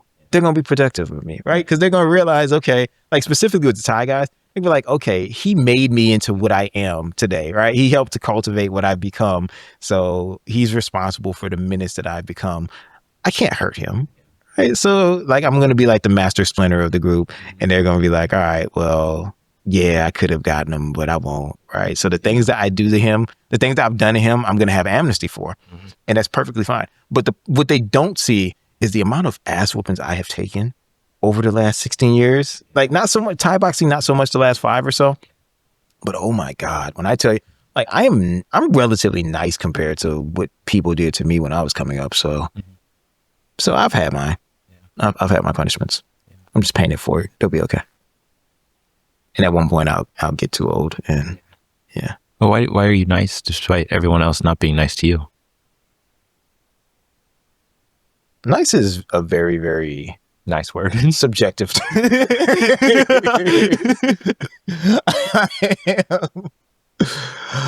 What? Hold up. Let me think about it, because I say that. I say I'm nice. Compared to Ty, my Arjan, the one who certified me, his name is Ty Bradley, and he trains in. So if you're ever in Charlotte, go to H8L Charlotte. This is really, really big black dude who doesn't look like he is. He doesn't look. I should look at the camera. I'm talking about you, Ty. He does not look like he can move fast, right? And then you start moving around with him. Like, I remember the first time I went to the gym. So I was, how old was I? I think I was 30 or so the first time I went to his gym. And I was competing in MMA already. I've been doing Thai boxing for a while as well. And I was good. Like, I really was good. Like, I was already a better striker than most people that I run across in gyms. So I'm like, all right, cool. So for some reason, whenever I go to a new gym, then it's always on a spar day, right? Like, I always show up on a spar day, and it's not intentional. So I showed up and I did a little bit of research, and I saw that Ty was there, and he's this bigger dude. So I thought he's going to be really technical. Like, he's a crew at the time. And I'm like, all right, cool. So I go in and I'm going with the people in the gym. And first of all, like, there's 2 things that made me realize this is a gym I wanted to train at. Number one, there was a ring, and we were going hard, right? Like, it was, some people were in the ring, some people were out, whatever. It was only one group in the ring at the time, one couple. One couple. So either way, I was sparring and I was getting the better of the majority of the people, and I wasn't going super hard at first or whatnot. And then I went into the ring with this one guy, and we're sitting here, and he's going. His name was Brett, right? So Brett and I get into it. We clinch up, and then I like clinch and I rotate him into the turnbuckle, and the ring just falls. Like, the turnbuckle just falls off or breaks, right? I'm like, and I'm looking, and I like Ty. I'm like, I don't know Ty at this point, right? I'm like, oh shit, he's gonna be so bad. Like, I broke his shit, right? And he just looks, and he was like, I forgot what he said, but he was so nonchalant about it. I was like, oh, okay, he's cool, right? So I'm going, and like, there was this one guy that I kind of went back and forth with, where it's kind of even and whatnot. But everybody else, I was a pretty good striker, right? So I got with Ty, and I'm looking at him like, and I used to move around a lot back then. Like, I was really energetic. If you watch old videos of me kickboxing or striking, then I was like it's not saying I was as good as TJ Dillashaw, but I was like more his style as far as footwork and movement, constantly just moving. I don't have the energy for that shit anymore. Like, I'm so anyway. Now you're nonchalant. Yeah. Now I'm not. Yeah, exactly. So I remember I was going with him, and then I threw a head kick, and it touched him, right? And I thought, yeah, I'm good, right? But as soon as it touched, he cut kicked me, and I hit the ground. I'm like, huh. All right, so it didn't land flush. And I'm like, all right. And in retrospect, it was him just taking me for granted. Like, he didn't think I was going to whatever, because I can count the number of times I head kicked him over the next 5 years. It was like, I think 3. So it wasn't many, as opposed to the hundreds that he caught me with. But then all of a sudden, so he's sitting there and I'm still moving around, and then he starts matching my pace, and he's bouncing around too. And I'm like, what the fuck is he? I'm like, oh my God. Next thing you know, I'm getting tagged here, tagged there. I'm dumped on the ground. And dude, when I say we're bad, this is why we're bad. So we started off in this place called the Ultimate Gym. It's called H8L now. He broke away, but it was first the Ultimate Gym when I first started training there in Charlotte. And it was this abandoned train station, I think it was a train station, a post office. Pretty sure a train station, right? Yes, it was huge. There's a lot of space, right? A whole bunch of space. But we had, you know what puzzle mats are? Like the intertwine and everything? Or, yeah. Okay. They're like this thick. Like maybe, like, I think a quarter of an inch thick, right? So puzzle mats, they don't stay together well. right? So they don't stay together well. And it was concrete underneath, right? So we're sitting here like literally sparring, and he used to dump people all the time, right? So I'm getting dumped and cut kicked, and I'm landing on concrete because the puzzle mats are scattered throughout, whatnot. Like I remember, like it was a station, right? So they had like beams and they had like screws coming out or sticking out or whatever. I got cheeked in like I had a divot in my back one time for a couple of weeks because I got kicked into a screw. And I'm like, I need to get a tetanus shot because it was rusty. There was all types of stuff. We just used to get like, dude, it was bad. We used to get beat up. So I used to get beat up so bad by Ty. Like, when I say the things he used to do to me, like him dumping me, like he dumped me on the floor. And there's a video. Even when he came up for a seminar last year, he cut kicked me in front of the entire class. It was bad, man. It was just, he did it a couple of times too. I'm like, I'm a grown ass man. Like, you don't have to do like this. And it's funny because the Thai guys were like, oh my God, he did you like you do us. Like, shut up. Yeah, it was fun. Yeah. Yeah. And I remember when I went down to Charlotte the first time, because he held a seminar down there first. So I took a couple of the Thai guys down there. And before I used to talk about him all the time, and they didn't believe me, right? Because like there wasn't anybody, like Dave's a better striker than me, right? But they don't see Dave and I strike ever, if not often. Definitely not often, but most of them haven't ever seen us. I think we sparred a couple of times over the last 3 years, like striking wise. So they hear about this guy, but they're like, yeah, whatever, right? It's just saying that. Then we go down. And then every time Ty and I see each other, we can't help but just play around, move around or whatever. And he always gets the better of me. And they saw me get my ass whooped for the first time. And they're like, but we didn't have on shin pads and we didn't have on mouthpieces. So we weren't even really going hard. He dumped me a couple times, but it wasn't like super terrible, right? And so a couple of them like, oh, like Ty's really good. He's whatever. But when he came over the seminar, it was a different level. So going back to the original point, like not only did I get thrown on concrete all the time, also over the course of my time with him, then, which I was inventory my injuries, excuse me, blew up my knee, broke my rib with an overhand punch. We kicked each other in the throat, so I can't really blame him for that. He kicked me harder because he's bigger. But I remember one time, so they used to have too much free time at work. So we text each other about what happened, like whatever the other person did, the technique wise the other night. And usually it's me talking about what he did to me. Occasionally I get him with something, or we talk about something that like one of us did to somebody else, right? And it was usually me. I used to fire off on other people a lot because not because I couldn't get tied, but whatever. As a matter of fact, people used to try me because they couldn't get tied, I think. So I just responded. Were you like the second best in the gym? Probably. It was between me and another guy named Laos. And Laos didn't really spar hard a lot, but he had fight experience as well. At one point he was a co-owner of the Muay Thai, but generally speaking, I was the number 2 guy there. So it was fun. But so blown out knee, kicked each other in the throat. Like I kicked him in the throat first, and he was texting me about it while we were at work, and I was like, whatever, you're just milk. We say you're milking it, right? Like it's not that bad. Then, and I don't even think he did it on purpose, but he kicked me in the throat the next week. I was messed up for like 3 weeks. I was like, I am so sorry. Like, this hurts so bad. And then what else did he do? I had at least 2 concussions messing around with him. Like I was out on my feet for, I don't know how many seconds, but like it's the only time I've ever been knocked unconscious.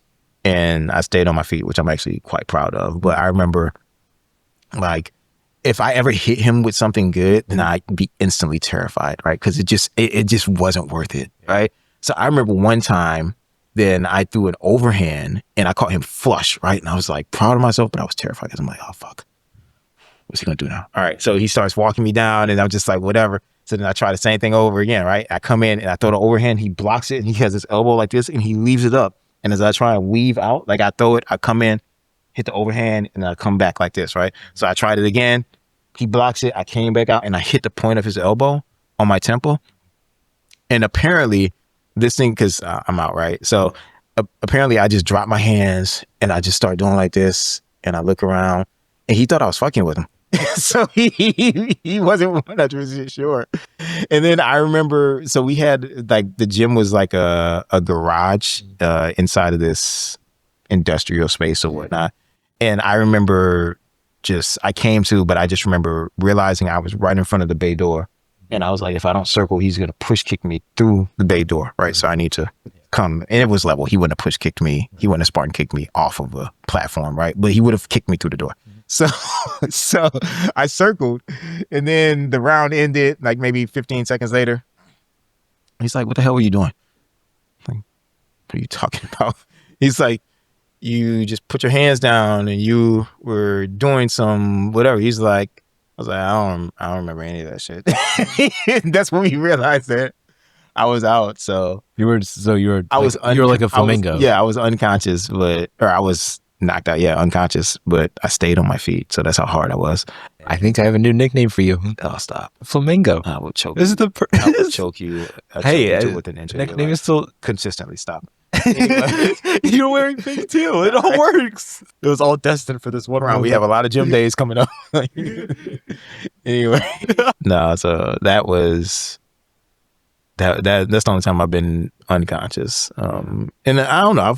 I remember I fell from a cargo off the top of a cargo net during OCS, and it was like an 18-foot fall, and maybe 20. I don't know, 18 to 20-foot fall, and I got up and I finished the course as well. So I always had a hard head, I guess. But yeah, Ty used to destroy me. It was bad. So I have not done to them what Ty has done to me. And because I have not done to them what he's done to me, I consider myself to be nice. Although I will admit that over the course of the last year and a half with the video footage that we have from most spar days, then, I mean. What do you love most about life? I don't know, bro. I love excitement. I'm addicted to stimuli. Okay. External or internal? Both. I don't do drugs, but I am addicted to the high of things that I consider to be exciting. So the things that I love doing most would be fighting and dancing, and occasionally. What got me into dancing? I had a pre-midlife crisis at 29. 29. Okay. So I mentioned where I was raised, or the environment that I was raised in. And also I was raised in this very, very kind of biblical, the world's going to end type of environment. My nails are actually dirty. I did not clean my nails appropriately. Don't worry. Like somewhere in this episode, I'll just zoom in on your nails for no reason whatsoever. That's a pet peeve. No, I actually, I was working with some dye, and that's where it's messed up. It's a different story. Anyway, so they're not dirty. They're just not as clear as they should be, but not secular. So I grew up thinking the world was going to end beyond a certain point, before a certain point. And because of that, then I didn't plan beyond the age of 25. Like literally, I didn't plan beyond the age of 25. Yeah. And then on top of that, because of my background, because of the things I witnessed and experienced coming up, I didn't know many Black men that were doing anything positive with their lives beyond 25. So I thought my life expectancy was less than 25, just generally speaking. And then I joined the Marine Corps. The Marine Corps went to war. So I'm like, all right, my life expectancy is probably really less than 25, or the world's going to end. Either way, there's no point in planning for a future beyond 25 years old. And as stupid and as sad as that sounds, that was my reality, at least in my head. That's how I felt. So I lived my life as though quarter of a century, and that's going to be it. So fast forward to 29 years old. I got out when I was 28 and a half, 28 and a half years old or so. And I hit my 29th birthday, and I was like, all right, well, the world hasn't ended. Like, I'm out of the Marine Corps, so odds of me getting blown up or shot, negligible at this point. I have a pretty decent job. Oh my God, I'm going to be 30 next year. What am I going to do? Like, 30 is ridiculously old. And now 30 is like the peak of physical conditioning. It's like the flower of youth. 30 is awesome. But to someone who is 29, who didn't plan beyond 25, 30 was old. So I panicked. But I panicked in a positive ways. So my last Marine Corps birthday ball that I went to on active duty, then my date and I saw this couple dancing salsa. and they looked like they were murdering it. And in retrospect, they were all right, right? But Okay. Yeah. You didn't know at the time. no. To the uneducated eye, they were killing it. So we said that we were going to start doing that. And her and I subsequently ended up breaking up. But when I hit 29 and I was thinking about what I was going to do with my life, then I said, all right, well, I'm going to start Latin dancing. So I started taking dance classes. And after about 6 months of dance classes, I actually started dancing at socials or parties, and I fell in love with it then. So that was how I started that. Kind of curious, what keeps you going? Like, what is it? Like dopamine release? Is it just enjoying be with other people? Is it? I guess you could say dopamine release. Okay. Dopamine release is it's excitement. It's an adventure. It's playing. It's recess as well. So it's adventure in a sense of it can be something new. There's room for expression, so I can create something new specifically with the right partner. There's a lot of parallels between that and martial arts. Yeah, so I was thinking like you have the fighting side, and this is like the more recreational. It's still playing with your body, but also in a different expression. Yeah. Both of them involve mastery of self movement or mastery of yourself. Excuse me. There are techniques associated with both of them that I want to try and implement. But I have to have the timing, the balance, the proprioception, if you will, in order to do so. I have to be able to intimate my intention to my dance partner. I have to be able to enforce my intentions upon my sparring partner, if you will.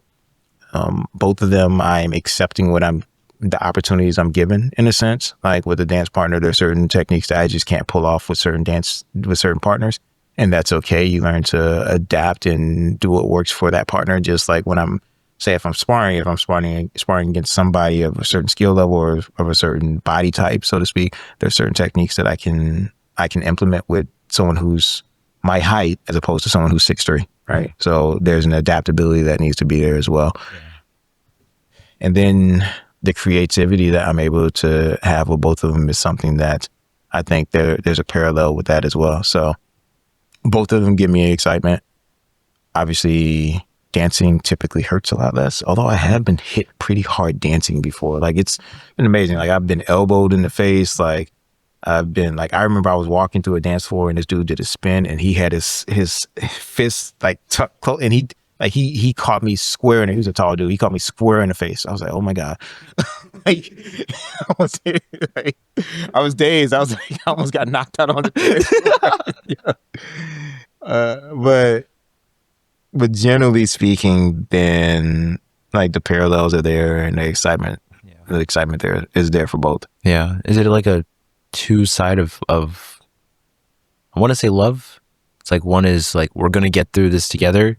And the other one is, we're going to get through this together.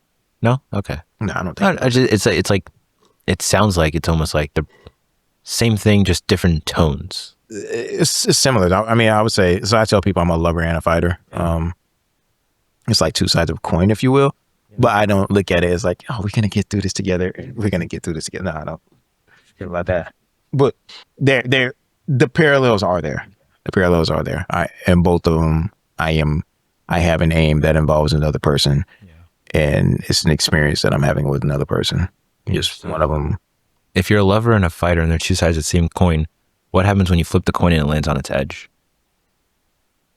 I don't think I can ever think of a time when it's landed on its edge. I've never hit a partner, if that's what you're asking. No, I never said that. So wait. First of all, you don't hit a partner in Muay Thai? No. I mean, like if go ahead. Has there ever been a time in your life when you have to be both a lover and a fighter at the same time?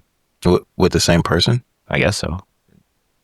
No, I don't believe so. I mean, it's like, so I've been in arguments with significant others before, but I don't think, the closest I can think of is trying to win an argument, right? Where it's just like, I'm in a relationship, I love this person, but I'm trying to win an argument. But I think as I've matured, then I've come to understand that like my aim shouldn't be to win arguments in a partnership. Mm-hmm. It should be to figure out how we can address the problem in a way to where we're not going to repeat or have a repeat offense or experience that same thing over again, and the relationship can become stronger. So while there will definitely be times where I'm like, hey, this is right and that's wrong, or I disagree with her stance, then at this point in life, then I'm not usually focused on winning. Yeah. I'm focused on trying to make sure that we can just improve. So no, I don't think so. How would you define maturity?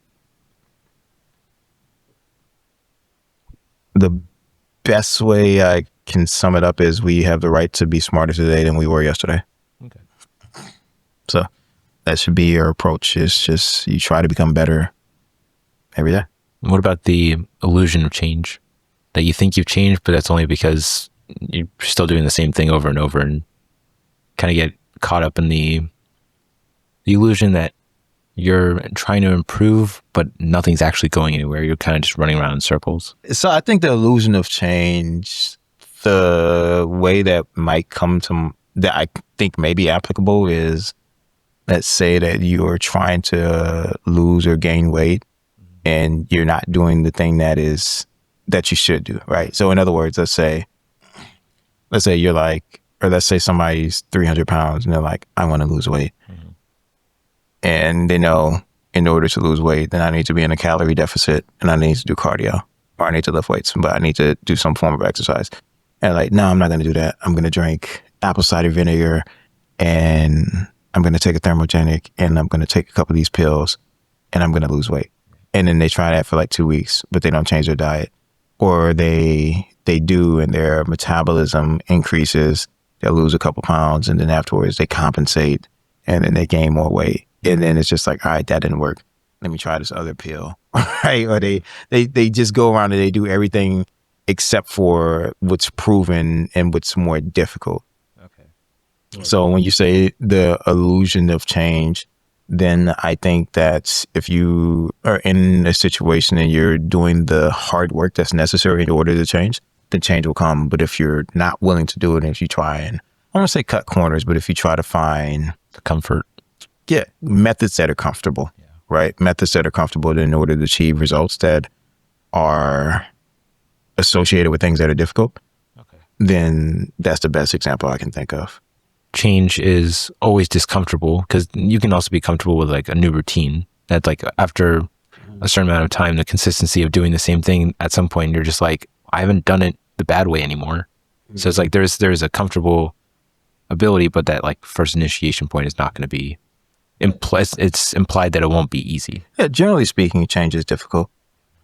And it can be changes that aren't necessarily bad. It's just not what's familiar, or not necessarily hard. It's just not familiar. But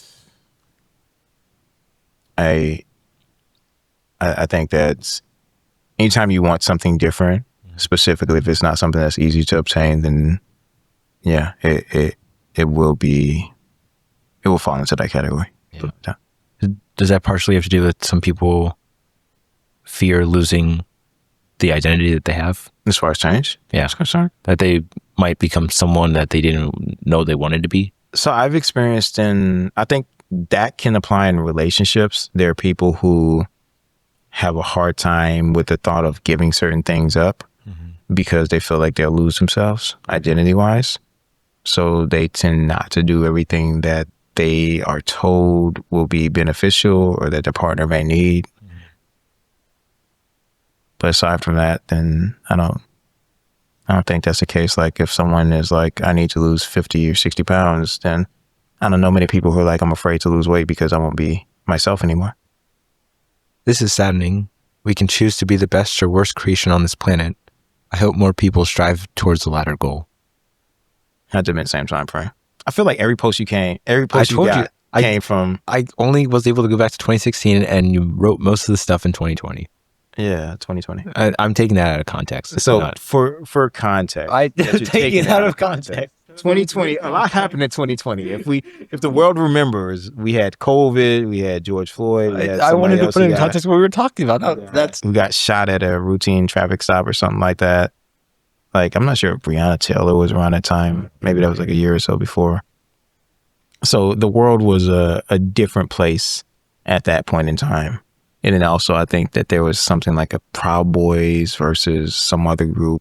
The That was 21. Was it 21? When January 6th. No, there was something about maybe before. I don't know. I was taking this more of like kind of going what you were saying. It's like you can be the worst creation or you can be the best creation, and just be the person you want to be, and not so much be comfortable with the stuff that sucks. I believe we're all capable of great good and great evil.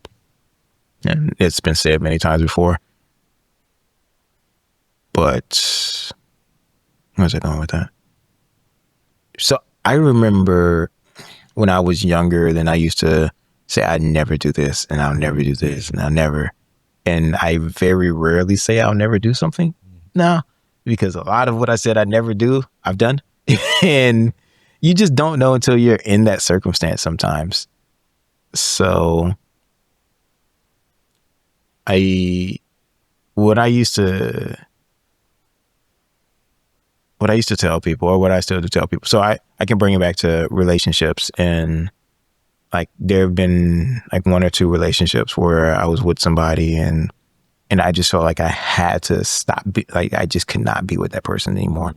And when questioned as to why it was like, why I had to break up with them, so to speak, then my reaction was something to the extent of like, I'll end up in jail if I stay with this person. And people can look at that as like, okay, well, you have severe problems if you think you'll end up in a domestic situation. If you're in a relationship, you should have more control than that. Which, cool, right? But if I think that the difference between criminals and people who are not criminals a lot of time is just the circumstance that they're in. Like to my point earlier, right? So if I'm in a situation where someone's hitting me all the time, or someone's in my face, like, or someone spits on me, or somebody does some other types of terrible things, or they're extremely manipulative, whatever the case may be, then the odds of me reacting negatively and doing something where I'm going to end up with a criminal record are like, they're extremely high compared to if I'm with somebody who is mutually mature and respectful. Was that the relationship you were in?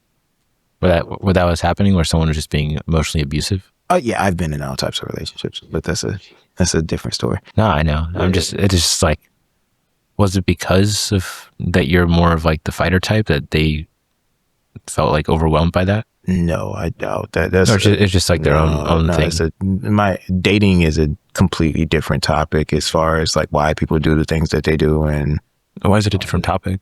Dating? Yeah. Because from my perspective, and I'm gonna look at it from trying to detail what women were going through, how they were thinking, what their issues were, etc. So things just change when you add the romantic aspect to it. Yeah, romantic, and then also social constructs, as far as what people's expectations are, the accountability or lack thereof that's associated with dating across both genders, if you will, and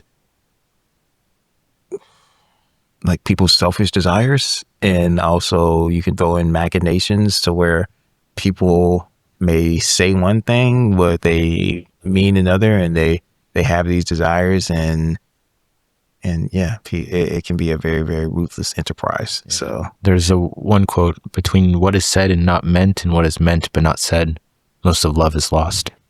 Yeah, I agree.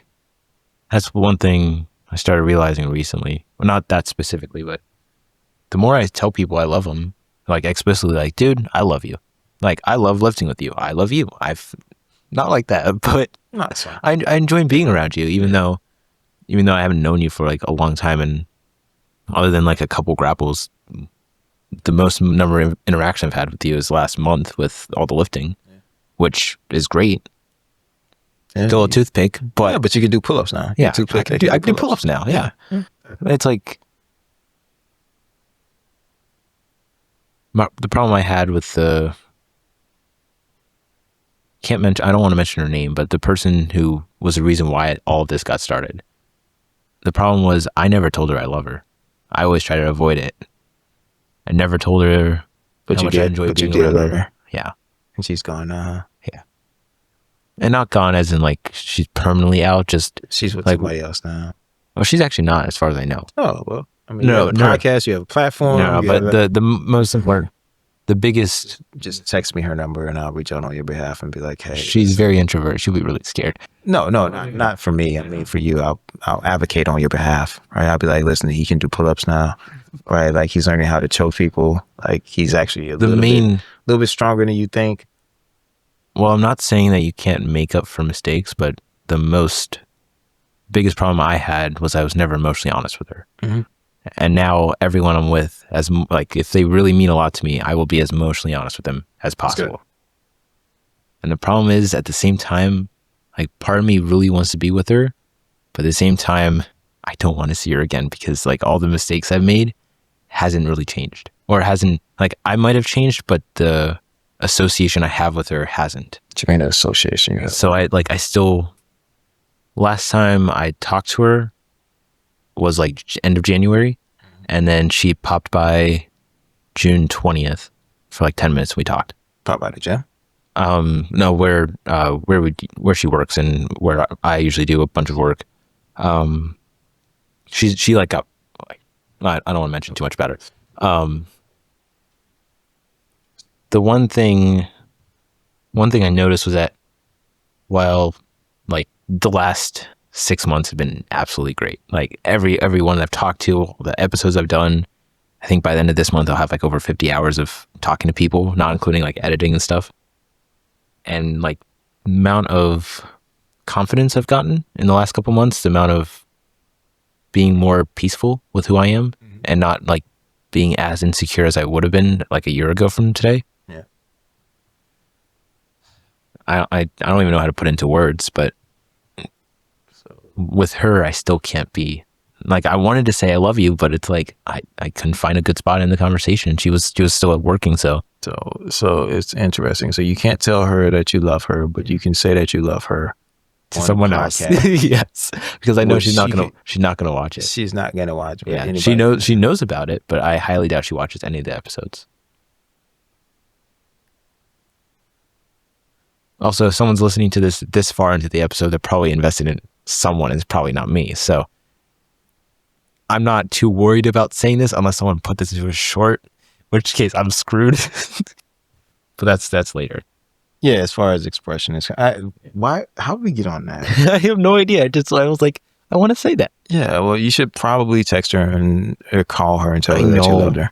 But if it's gonna hurt, like, what is it? I'm not gonna say you don't understand. I don't understand yet, though. Yeah. Okay. Dumbest fucking thing you said to me. Oh my God. I was gonna like, articulate it a little better. I don't understand. Okay. I didn't mean it in an insulting way. No, it's fine. I guess the biggest thing I have is I'm too scared to do that. Yes, I understand. Because I don't want to be attached to her again. You don't. So I don't want to have to re-love her again. Okay. Let's act like this. Would you like to be with her? Yes, no. Yes, no. Logically, no. Emotionally, yes. Okay. Why logically no? Logically, I know I have to let go of her because she's in a different part of her life than I am. Okay. So you do not think that you should be together? Yeah. And you think that that's the right answer? Logically, yes. Okay. Say nothing then. Say nothing then. There you go. Okay, fine. And that perfectly explains why you're talking about it right now. Because emotionally, I want to hold on as if there's no tomorrow. I don't know enough about the context. I know. I also I don't want to say anything. But what I would say is that I want to say, has there ever been a time? There's been one time when I didn't say I love you to somebody, and I wish that I have said so in retrospect. And there were reasons for it, right? Which some of them initially, I would say it was more on her as to why I didn't say it, just based off of the tone where we started off from. But I took it too far and held off too far, and then by the time I got to the point where I was emotionally vulnerable, then it was too late. So, but I don't understand, so it's fine. I didn't mean it like that. I meant as in you. I was saying that sarcastically because I know you would understand. I'm an inexperienced virgin, so. I know that for sure. You're absolutely right. No context. I don't even know what a woman looks like, much less relationships. I had the weirdest visualization. You in the mirror putting wigs on and trying to find out What? There's a visualization of you having a blonde wig, trying to figure out what's what. So, anyway, I don't know where I was going to go with that. You love her. I do. Yeah, Cool. that's the problem. What's your name? What's your name? I can't say it. Just text it to me. I could probably do that. I can't. I don't want to. I've never said her name on the podcast, but I referred to her many times actually. Yeah. Text me her full name. Mm-mm. She's going to get an anonymous clip. Nope. No, she's not. I know you can't edit. You say I can't edit? Yes. With what, that Android phone that you have? Yeah, I want to see that happen. Try me. Plus, I know people. You forget, like, dude, you know how many IT people we have? How many video people we have? Excel is just ridiculous, man. Everybody in there is in that world. So it's funny, like in the Thai chat, then they're all IT nerds. A lot of them are IT nerds, right? And they'll sit there and they'll be talking about stuff, and I'll be like, nerds, right? Like, and I'm a nerd, but they're nerds, right? We'll be going off. Yeah, they're just nerd. They're a bunch of IT, computer / photographers. That's why That's why I'm not going to tell you. You know, I'm not going to tell you her name at all. Not going to text it. Not going to tell you. No, it's fine. We'll find out. I highly doubt that. We'll find out. There's somebody who knows. That's true. There's somebody who knows. There's somebody who knows. Yeah, me. Was she be impressed by your new muscles? No, she doesn't like veins. What? Yeah, leave her. I like how your criteria is just like, oh, yeah. Nah. It's a part and parcel of working out, bro. Like, if you don't have veins, you're not doing anything. Like, it's just, forget it. You're like one of those people that, like, I want to make you fat so nobody else wants me. So, yeah. Hey, some people are like that. Some people are like that. I don't understand. Yeah. Very irritating. Yeah. Been with people like that before. How are you with people like that? Don't ask. I just did. No, it's been a long, it's been a long dating journey. Anyway. From a 20-year-old standpoint, wouldn't it be better to enjoy the fact that you didn't like slow down during those years? So that now you I did enjoy it. They're gone. Oh, I'll never be in my 20s again. So it's just like, all right, who knows? Like those whatever may be the difference between you and Tim and some of the other younglings being able to handle me when I'm 50 and not. So who knows? I don't think I would do that.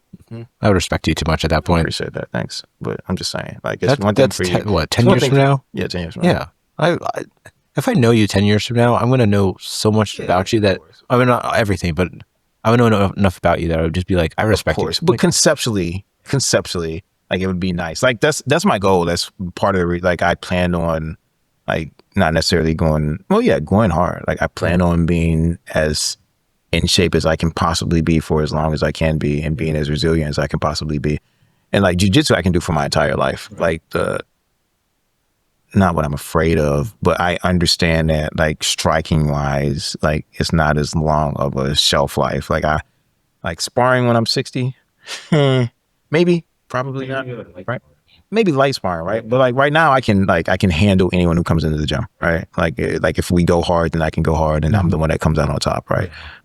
That's not always going to be the case, right? So I'm trying to prolong that as long as I possibly can. Yeah, which is good. Yeah, and if it takes steroids, legal. I mean, not just legal steroids, but the ones without the side effects. Like, I got it from his name is Dr. Mike. I can't say his last name. Is it Telly's? Yeah. RB Fitness. He dropped a video about it maybe 2 months ago. Yeah. No, it's not some like whatever. It's him. It's him, like the RP Fitness or RP Science, whatever it is. But he was the one who was talking about him. I just can't remember what they were. I'll put like episode notes on here or something. But yeah, so he was talking about they're in the trial phases right now, and then 27 to 28 they're due to hit the market. And at that point in time, I'll be closer to my mid 40s, and I'm just like, hey, maybe. This is still 2020, but it's like June, August. More.